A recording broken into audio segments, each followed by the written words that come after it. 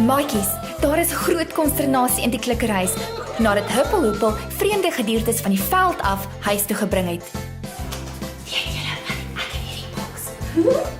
Kan jy raai wat dit is? Klein tandemerkie. Hierdie goed is gekou. Nee man. Kom vind uit met wat 'n slim plan die klikkerlanders vorendag gekom het om hierdie probleem op te los. En leer saam met hulle oor troeteldiere.